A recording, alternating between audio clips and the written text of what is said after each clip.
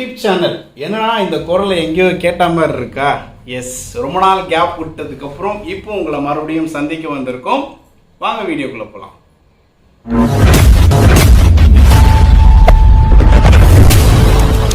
Hi மக்களே, இப்போ ரீசெண்டா யூடியூப்ல இர்ஃபான் வியூ அப்படின்ற ஒரு பேர்ல இர்ஃபான் ஒரு வீடியோ, அதாவது ஜெண்டர் ரிவீல் பார்ட்டி அப்படின்ற ஒரு வீடியோ ரிவீல் பண்ணியிருந்தாரு. ஸோ அந்த வீடியோவில் என்னன்னு பார்த்தீங்கன்னாக்கா, அவருக்கு பிறக்கிற குழந்தை ஆனா பெண்ணா அப்படின்றத அறிவிச்சிருந்தாரு.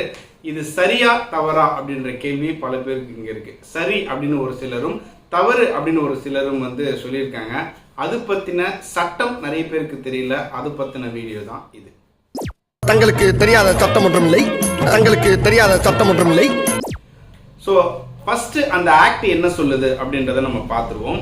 அதாவது PCPNDT act, pre conception and prenatal diagnostic technology act 1994. அதாவது கருத்தரிப்புக்கு முந்தைய மற்றும் பிறப்புக்கு முந்தைய நோய் கண்டறிதல் சட்டம் 1994. இது இந்திய பாராளுமன்றத்தால் இந்திய குடிமக்களுக்காக இயற்றப்பட்டது. இந்த சட்டம் எதுக்காக கொண்டு வரப்பட்டது கேட்டீங்கன்னா, முன்னாடிலாம் கருவில் இருக்கிற குழந்தை பெண் குழந்தையா இருந்துச்சுன்னா பெண் சிசு கொலைகள் அதிகமான காரணத்தினால ஜெண்டர் ஈக்குவாலிட்டி கொண்டு வரணும் அப்படின்ற ஒரே நோக்கத்துக்காக இந்த சட்டம் கொண்டு வரப்பட்டிருக்கு. இப்போ இர்ஃபானோட வீடியோவுக்கு வருவோம். இந்த வீடியோவில் அவர் என்ன சொல்லியிருந்தாருன்னா, இந்தியாவில் அறிவிக்கிறது தான் குற்றம், வெளிநாட்டில் எடுத்து அறிவிக்கிறது குற்றம் இல்லை அப்படின்னு சொல்லியிருந்தாரு.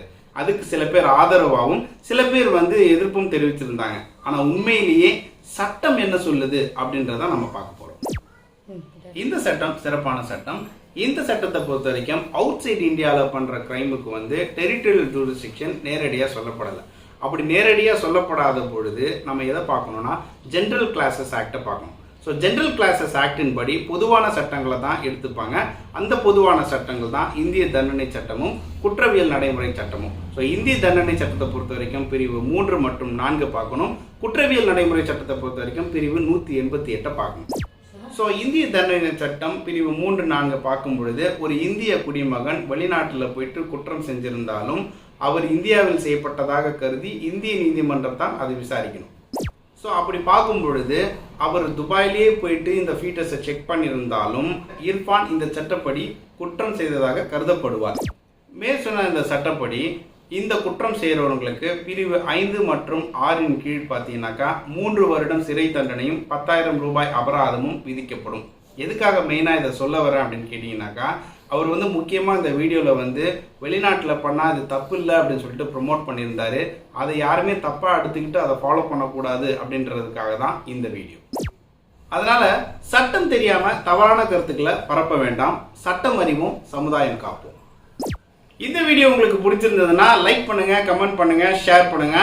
மறக்காம இந்த மாதிரி வீடியோ நிறைய பார்க்கணும்னா எங்களுடைய டிப் சேனலை சப்ஸ்கிரைப் பண்ணுங்க. சார் அதான் அந்த வீடியோவை டெலீட் பண்ணிட்டாங்களே, அப்புறம் என்ன உட்காந்து பண்ணாத்திட்டு இருக்கீங்க? என் ஃப்ரெண்டு சைபர் கிரைம்ல கம்ப்ளைண்ட் கொடுத்தனா இந்த வீடியோவை தூக்குனேன்.